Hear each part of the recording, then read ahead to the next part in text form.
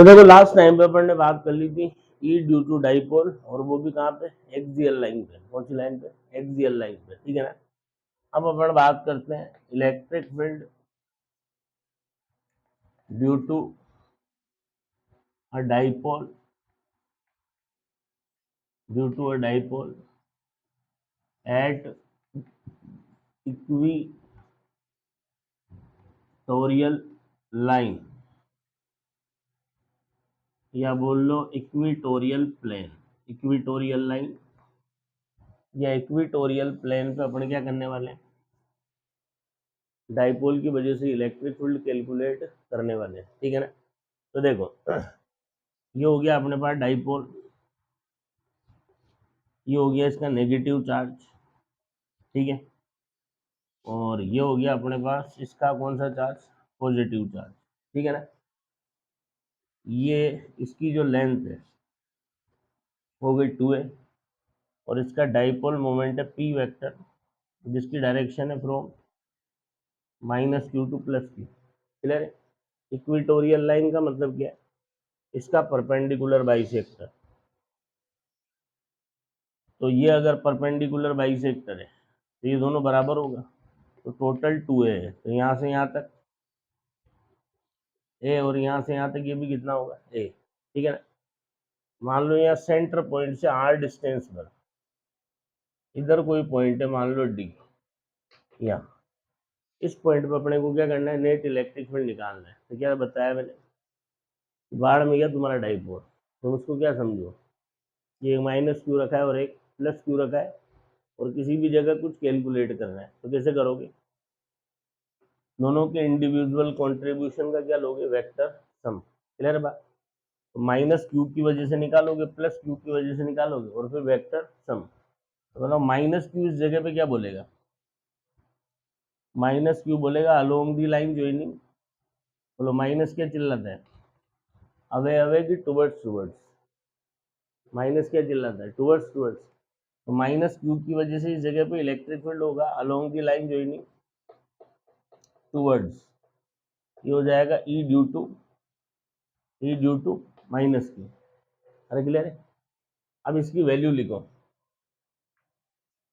तो ई due to -q, बोलो कितना होगा, के क्यू बाई, ये दूरी है स्क्वायर, ठीक है ना। तो अपन ने लिखा है के क्यू बाई, बोलो ये दूरियां कितनी है, तो यहाँ तुम्हें एक राइट एंगल ट्राइंगल दिख रहा होगा, उसमें 90 के सामने हाइपोटेन्यूज है, ये दूरियां क्या है, हाइपोटेन्यूज, ये परपेंडिकुलर और ये बेस। हाइपोटेन्यूज क्या होगा, under root perpendicular square plus base square. यहाँ लिखोगे ये दूरियां स्क्वायर, तो क्या आ जाएगा, क्लियर है। इसी तरीके से +q, तो प्लस क्या चिल्लाता है, अलोंग दी लाइन ज्वाइनिंग, बोलो क्या चिल्लाता है, टुवर्ड्स टुवर्ड्स की अवे अवे, ये चिल्लाएगा अवे अवे, ये होगा E due to +q, E due to, clear बात। अब इसकी भी वैल्यू लिखो, तो इसकी वैल्यू बोलो ई ड्यू टू +q, के क्यू अपॉन, बोलो ये दूरियां स्क्वायर, तो अगेन ये दूरियां कितनी होगी, √r² प्लस, अब इसका ये स्क्वायर करके लिखोगे तो कितना आ जाएगा। तो ध्यान से देखो, दोनों की जो वैल्यू है वो सेम है। अगर मैं इसको ई बोलूँ तो इसको भी क्या बोलूँगा, ई। तो मेरे को ई और ई को ऐड करना है। अब अगर एंगल पता चल जाए तो काम हो जाएगा, ठीक है ना। तो देखो इधर अगर मैं कहूँ ये एंगल मान लो थीटा है, तो ये भी कितना होगा, थीटा। क्यों, क्योंकि ट्राइंगल में इक्वल साइड के अपोजिट वाले एंगल क्या होते हैं, इक्वल। तो इसके सामने थीटा है, तो इसकी इक्वल साइड के सामने वाला भी कितना होगा, थीटा। अब देखना है इधर, यहाँ पे अगर एक मैं लाइन एज्यूम करूँ इस डाइपोल के पैरेलल, तो देखो इधर ये एंगल नजर आ रहा होगा तुम्हें, ये थीटा है, तो ये भी कितना होगा, थीटा, क्लियर है। और ये थीटा है, तो सिमिलर एंगल से ये भी कितना होगा, थीटा। तो यहाँ ई और ई को जिस एंगल पे मेरे को ऐड करना है वो कितना है, 2 थीटा, कितना है। अब एफ और एफ को थीटा पे ऐड करते हैं तो क्या आता है, 2f cos θ/2, तो ई और ई को 2 थीटा पे ऐड करोगे तो क्या मिलेगा, तो जो नेट इलेक्ट्रिक फील्ड मिलेगा उसको मैं बोल रहा हूँ ई इक्वेटोरियल। कितना मिलेगा, ई और ई को 2 थीटा पे ऐड करोगे तो कितना आएगा, 2e कोस 2 थीटा बाई 2, सही है। अरे एफ और एफ को थीटा पे ऐड करने तो क्या आता है, 2f कोस थीटा बाई 2। तो ई और ई को 2 थीटा पे ऐड करोगे तो कितना आएगा, 2e cos 2 theta by 2। Clear बात, ये क्या हो गया, कैंसिल। तो ई इक्वेटोरियल कितना मिला,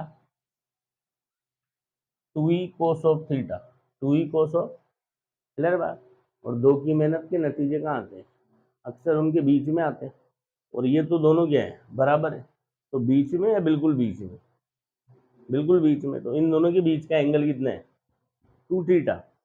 तो जो तेरा नेट इलेक्ट्रिक फील्ड आएगा वो इससे भी थीटा पे और इससे भी थीटा पे, देखो इससे भी थीटा पे और इससे भी थीटा पे, ये लाइन है। तो तेरा ई इक्वेटोरियल इधर आएगा। क्या मैं कह दूं, तेरा जो ई इक्वेटोरियल है ये पी के एंटी पैरेलल है। पी के क्या है, अरे क्लियर बात, पी के अपोजिट डायरेक्शन में, ठीक है। अब इसमें वैल्यू डालो, तो बोलो 2 ई की जगह पे क्या लिखेंगे, ई की जगह के क्यू, और यहाँ क्या आ गया आर स्क्वायर प्लस, ठीक है। और कोस थीटा की वैल्यू डालो, कोस थीटा क्या होता है, बेस अपॉन हाइपोटेन्यूज।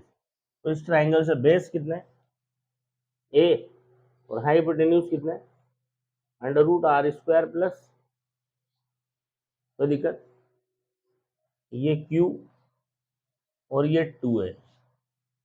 तो क्यू इंटू 2 को क्या बोलते हैं, पी, क्या बोलते हैं, ठीक है ना।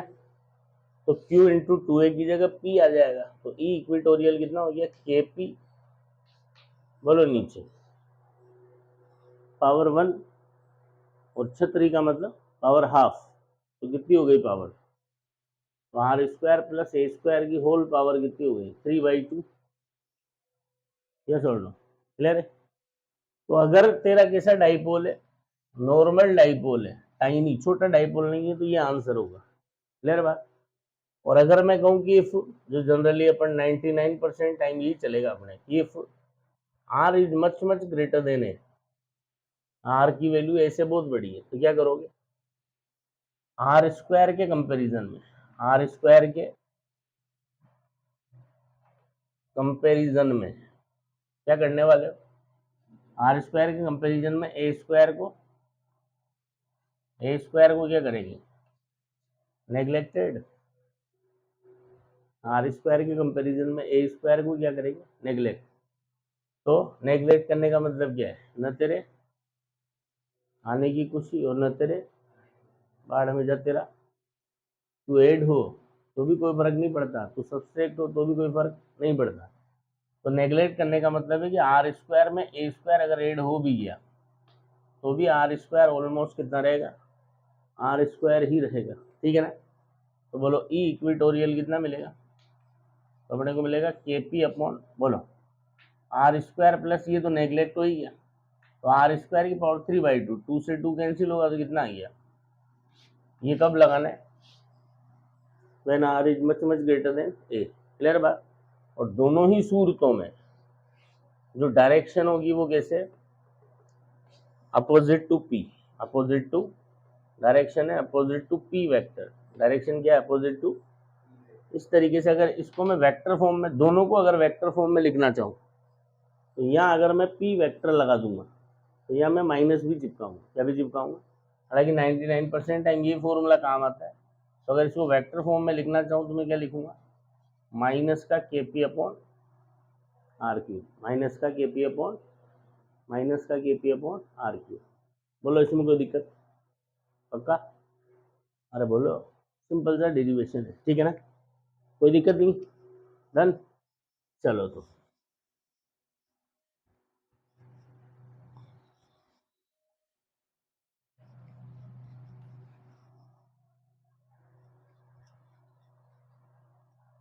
देखो, तो क्या क्या देखा अपन ने कि अगर आर की वैल्यू जो है, R is not much much greater than a, तो जो ई एक्सियल मिलता है वो अपने को मिलता है K P 2 R upon R square minus A square का होल स्क्वायर, ये था। क्लियर है।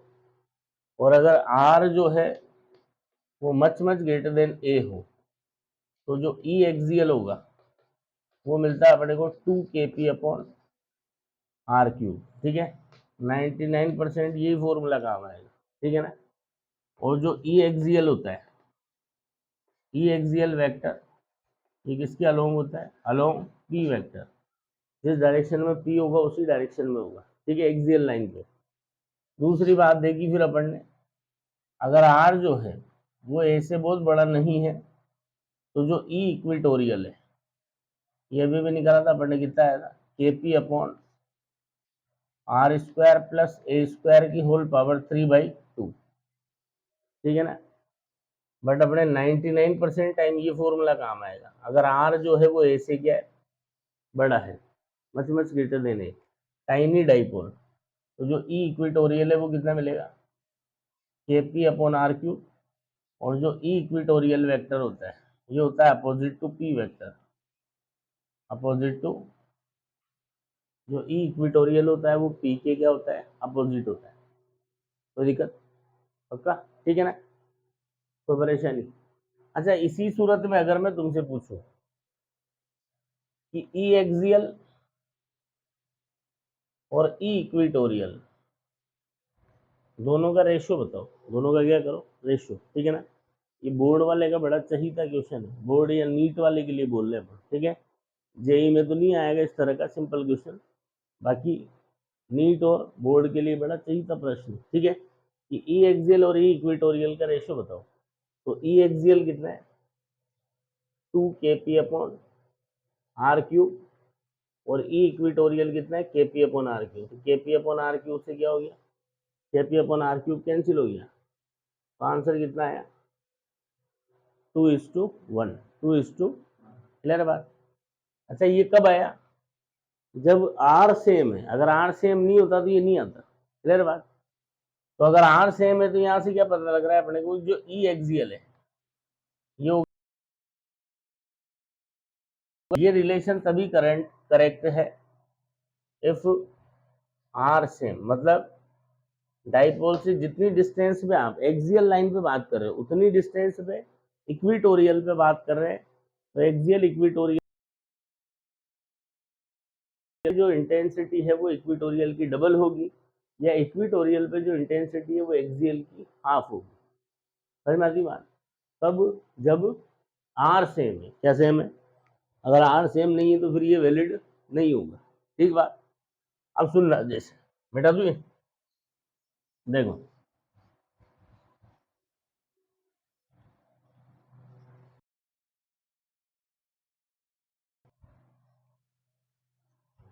देखना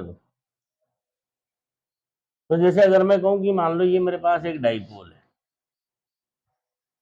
ठीक, मैंने कहा मैं यहां से 10 सेंटीमीटर पे इधर गया, इधर, बताओ ये कौन सा पॉइंट है? कौन सा पॉइंट है? लाइन ज्वाइनिंग पे जो पॉइंट होगा वो कौन सा होगा? एक्सियल। और मेरे को कहा गया कि यहाँ पे जो इंटेंसिटी है वो है 100 वोल्ट/मीटर इस जगह। ठीक है, तो आपसे कहा गया कि अगर इतनी डिस्टेंस पे मैं यहाँ जाऊं, ये मान लो सेम, तो बताओ यहाँ पे इलेक्ट्रिक फील्ड की इंटेंसिटी क्या होगी? ठीक है ना। तो बोलो, ये कौन सा पॉइंट है? एक्सियल। और ये कौन सा पॉइंट है? इक्वेटोरियल। और ध्यान से देखो ये दूरियां, बोलो सेम है कि अलग अलग है? ये दूरियां सेम है कि अलग अलग है? सोमवार मेरा है, मजे इसको अरे भाई को है ना। बोलो, ये दूरियां सेम है कि अलग अलग है? तो अभी भी क्या बताया था, अगर दूरियां सेम है तो एक्सियल का आधा, मतलब इस पॉइंट पे जो इंटेंसिटी होगी वो यहाँ की क्या होगी? तो यहाँ अगर 100 है तो यहाँ कितनी होगी? 50। 10 सेंटीमीटर पे यहाँ 50 है तो 10 सेंटीमीटर पे यहाँ कितनी होगी? तो क्या बोल, दूरियां, ये दूरियां सेम है तो वहां की यहाँ क्या होगी? डबल होगी। तो वहां 50 है तो यहाँ 100। वहाँ 100 है तो यहाँ 200, यहाँ 400 है तो वहाँ, यहाँ 400 है, हाँ 1000, और यहाँ 250 है तो वहाँ 500। इधर इधर इधर तो होगी डबल और इधर होगी हाफ। क्लियर है? जैसे मान लो ये मेरे पास ऐसे एक डाइपोल है, अरे क्लियर है क्या बात? ठीक है, इसके सेंटर पॉइंट से यहां से कुछ डिस्टेंस पर ई कितनी है? अरे क्लियर है? ये मेरे पास इस तरीके से डाइपोल है, ठीक है, और इस डाइपोल पे यहाँ पे ये अलोंग दी लाइन ज्वाइनिंग है ना, तो कौन सा पॉइंट है? एक्सियल। यहाँ इंटेंसिटी है ई। अब वो बोल रहा है कि अगर इस डाइपोल को मैं मिड पॉइंट के अबाउट, मैं ऐसे चलाता फिराता कुछ नहीं हूँ, बस मिड पॉइंट के अबाउट कितना घुमा दिया इसको? 90। तो अब बता इसी पॉइंट पे इंटेंसिटी क्या होगी? इस डाइपोल को मिड पॉइंट के अबाउट घुमा दिया 90 डिग्री, मतलब ये मिड पॉइंट वहीं का वहीं रहेगा। अब इसको जब ऐसे 90 डिग्री घुमाओगे, ठीक है ना, तो ये प्लस कहाँ गया? ये रहा मिड पॉइंट। तो अब इसी पॉइंट पे इंटेंसिटी बताओ। तो देख ये डाइपोल सेम है, ये कहाँ है? Along the line joining, line joining तो एक्सियल पॉइंट है, और ये उतनी डिस्टेंस में कहाँ है? परपेंडिकुलर बाइसेक्टर पे। तो ये कौन सा पॉइंट है? इक्वेटोरियल पॉइंट है, ठीक है ना। तो ये वाला जो है ये तो एक्सियल पॉइंट है, तेरा इक्वेटोरियल पॉइंट। कौन सा पॉइंट बन चुका है? Equatorial point. और बोल ये दूरियां क्या है? सेम। तो एक्सियल पे इक्वेटोरियल का डबल, तो इक्वेटोरियल पे E/2 कितनी है? अरे क्लियर है बात? देखो थोड़ा सा फटाफट फटाफट जवाब देना। मान लो इस तरीके से अपने पास डाइपोल, ठीक है ना, बोलिए कौन? यहाँ बोलता हूँ इंटेंसिटी ई है, कितनी है? तो अब कितनी होगी? कितनी होगी? ये जो पॉइंट एक्सियल था ये क्या बन गया? इक्वेटोरियल। तो ये ई, तो ये E/2 क्या है? 2E। क्लियर है? अच्छा ये अगर ई है तो ये क्या है? ये पहले भी क्या था? इक्वेटोरियल। अभी भी क्या है? तो ये ई है, तो अभी भी क्या है? ये भी है। फर्क किस बात का है? ये ई, ये पी ऊपर है, ये ई नीचे है। तो ऐसे करते ये ई कहाँ होगा? ऊपर, क्योंकि इक्वेटोरियल पे जो इलेक्ट्रिक फील्ड है वो पी वेक्टर से क्या होता है? अपोजिट डायरेक्शन में होता है। पी वेक्टर से क्या होता है? तो इस तरीके के क्वेश्चन अगर अपन अच्छे किए जाएंगे तो कर लेंगे पक्का। ठीक है, देखो एक क्वेश्चन पूछता हूँ मैं,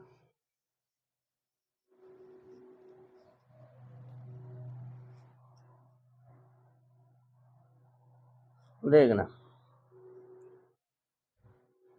मान लो इस तरीके से एक स्क्वायर है, क्या है?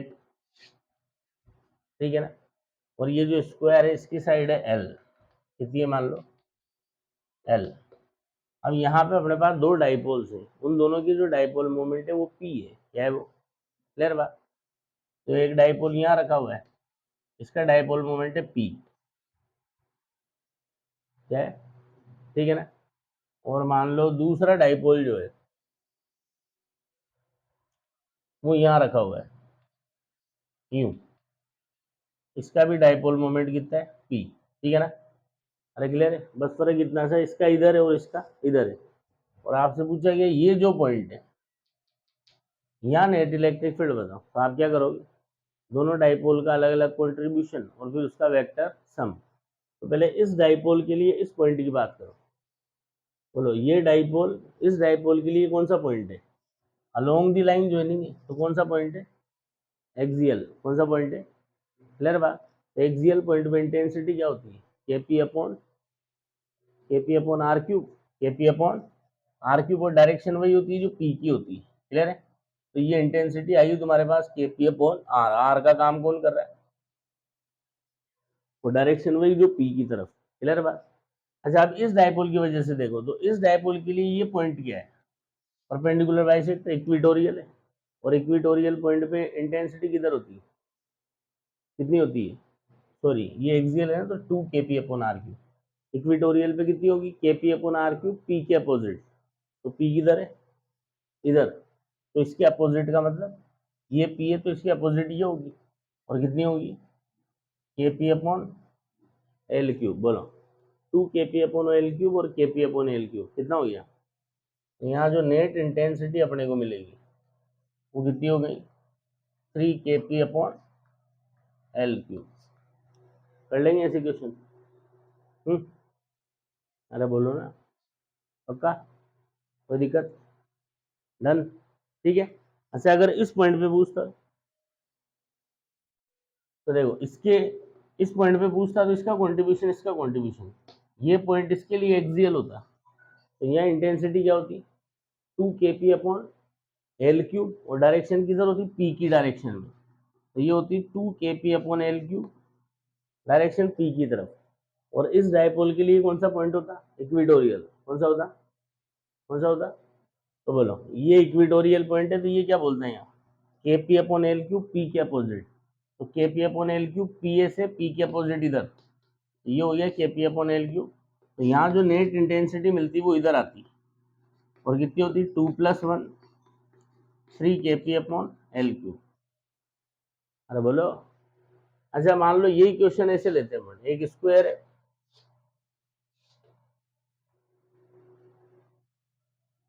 यहाँ एक डाइपोल रखा हुआ है जिसका डाइपोल मोमेंट है पी, और वो इधर है, ठीक है ना। एक डाइपोल यहाँ रखा हुआ है,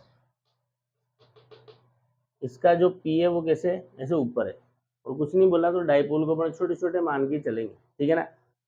और ये दूरियां मान लो, ये जो स्क्वायर दे रखा है इसकी साइड है एल, कितनी है साइड, स्क्वायर की साइड है हमारे पास एल, और आपसे कहा इस पॉइंट पे नेट इंटेंसिटी बताओ, तो दोनों डाइपोल का इंडिविजुअल कंट्रीब्यूशन लेके क्या कर दो, वेक्टर सम। तो बोलो इस डाइपोल के लिए कौन सा पॉइंट है, एक्सियल, एक्सियल पे क्या होता है 2 kp/ ये दूरियां क्यूब, ये दूरियां, और direction in the direction of P, ठीक है ना। तो यहाँ पे क्या मिलेगा, ये मिलेगा 2 kp/l3 और direction in the direction of P, clear है। अच्छा बोलो इस डाइपोल के लिए कौन सा पॉइंट है, बोलो ये डाइपोल, और इसके लिए कौन सा पॉइंट है, इस पे भी अलोंग द लाइन ज्वाइनिंग है ना, तो इसके लिए भी कौन सा पॉइंट है, एक्सियल, और एक्सियल पॉइंट पे क्या होता है 2 kp/ ये दूरियां क्यूब, और direction in the direction of P, तो in the direction of P, और कितना होगा 2 kp/l3। अब ध्यान से देखो दोनों की वैल्यू क्या है, सेम, और दोनों के बीच का एंगल कितना है 90, तो एफ और एफ को 90 पे ऐड करते हैं तो कितना आता है f√2, f√2, तो सेम वैल्यू को 90 पे ऐड करोगे तो जो नेट इलेक्ट्रिक फील्ड मिलेगा वो मिलेगा आपको इनके बिल्कुल बीच में, मतलब इधर से भी 45 और इधर से भी, और कितना मिलेगा √2 टाइम्स ऑफ 2 kp/l3। बोल बात समझ आई नहीं, अरे बोलो, इसका स्क्रीनशॉट लो।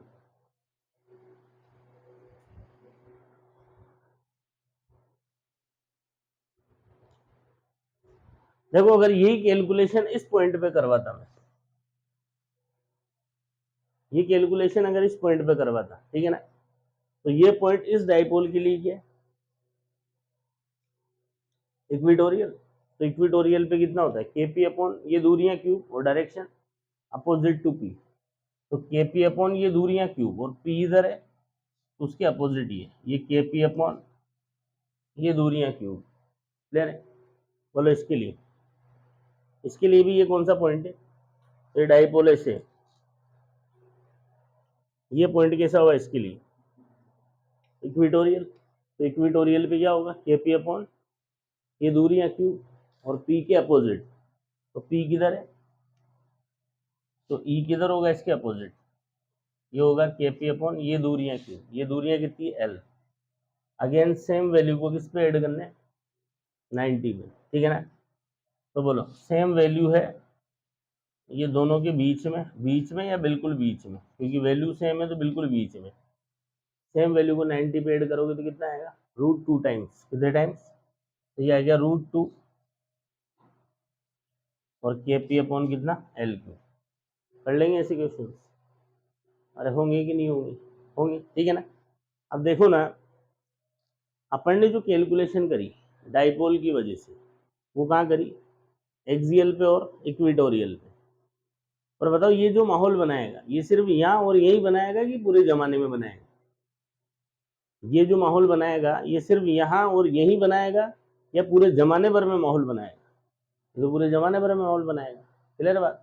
ये दो तो स्पेशल पॉइंट है, एक्सियल और इक्वेटोरियल, ये दोनों तो क्या है? स्पेशल पॉइंट्स हैं। कैसे पॉइंट्स हैं? क्लियर बात?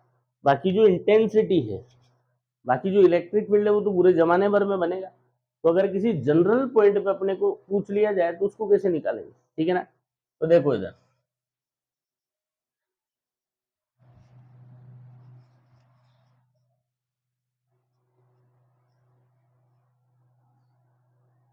तो अब अपन बात करते हैं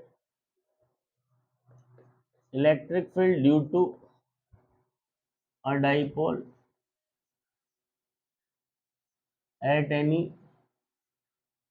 general point, at any general point. Clear बात? अब देखो, किसी जनरल पॉइंट पे अपन निकालते हैं, ठीक है ना। जनरल पॉइंट का मतलब, जैसे मान लो ये मेरे पास डाइपोल हो गया, ये डाइपोल का डाइपोल मोमेंट हो गया पी वेक्टर। क्लियर है? अब इसके वही मिड पॉइंट से आर डिस्टेंस में यहाँ से थीटा एंगल में ये कोई पॉइंट हो गया।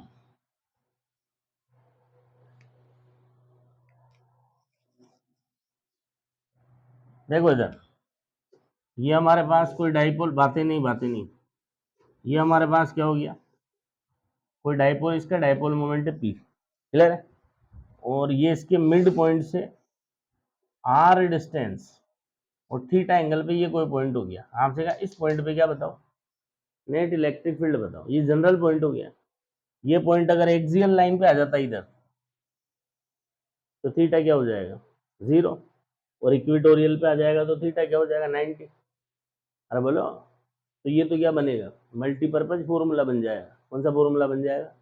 अब इसको कैसे निकालेंगे? देखो, तो जो अपन ने पढ़ा है उसी को यूज में लेकर के इसको निकालते हैं, ठीक है ना।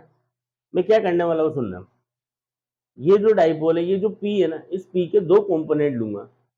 एक तो along this line joining, along this line, और एक लूंगा परपेंडिकुलर टू दिस लाइन, ठीक है ना। तो बोलो, इसका इधर जो कंपोनेंट आएगा, ये एक डाइपोल के दो डाइपोल बना रहा हूं, तो जो थीटा से चिपकेगा वो काई के साथ? P cos theta. क्लियर है?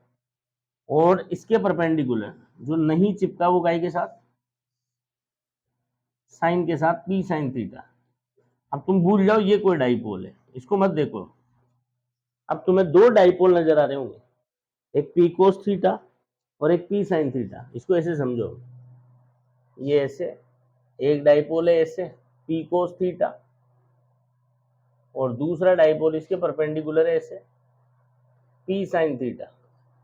अरे बोलो, अभी जैसे वो क्वेश्चन करवाए थे मैंने, जिसमें यहाँ डाइपोल रखा है एक पी इधर, यहाँ रखा है एक पी इधर, और तुमसे क्या इस पॉइंट पे इंटेंसिटी निकालो। तुमने इसकी वजह से अलग निकाली, इसकी वजह से अलग निकाली, और फिर दोनों का क्या कर दिया? Vector sum. तो तुम ऐसे ही समझो कि दो डाइपोल है, एक है इधर पी कोस थीटा और एक इधर पी साइन थीटा। क्लियर है? अब इन दोनों की वजह से उस पर्टिकुलर पॉइंट पे क्या निकालनी है तुम्हें? Net intensity. तो तुम इसको ऐसे समझो कि मेरे पास एक डाइपोल नहीं है, ये आर डिस्टेंस, मेरे पास दो डाइपोल है।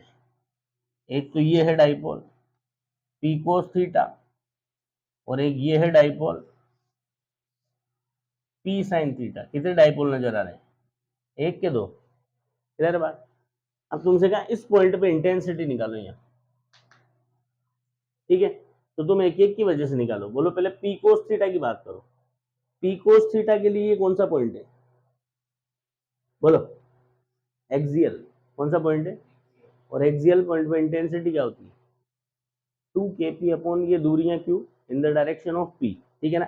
तो बोलो, इस पी कोस थीटा की वजह से यहाँ जो इलेक्ट्रिक फील्ड मिलेगा वो मिलेगा इन द डायरेक्शन ऑफ पी, क्योंकि पी कोस थीटा के लिए कौन सा पॉइंट है? Axial point. कौन सा पॉइंट है? अरे क्लियर है? और वैल्यू कितनी होगी? 2 kp, और ये दूरियां कितनी है? R cube in the direction of P. बोलिए सुन लो, अब यही चीज देखना, पी साइन थीटा के लिए 90 डिग्री है। पी साइन थीटा के लिए ये कौन सा पॉइंट है? कौन सा पॉइंट है ये? इक्विटोरियल। कौन सा पॉइंट है? तो इक्विटोरियल पॉइंट पे कितना होता है? K P upon R cube और अपोजिट टू पी, तो पी इधर है, तो यहाँ पे पी साइन थीटा की वजह से जो नेट इलेक्ट्रिक फील्ड मिलेगा वो इधर आएगा। कितना? के पी अपॉन आर क्यूब, और पी इधर है, उसके अपोजिट है से। अरे बोलो, अब अपने को नेट निकालना है, तो दो की मेहनत के नतीजे अक्सर कहाँ आते हैं? उनके बीच में, और इन दोनों के बीच का एंगल कितना होगा? 90, ठीक है ना? तो ऐड करो इनको, तो तेरे पैरेलल मेरे से और मेरे पैरेलल, और ये हो गया तेरा नेट इलेक्ट्रिक फील्ड।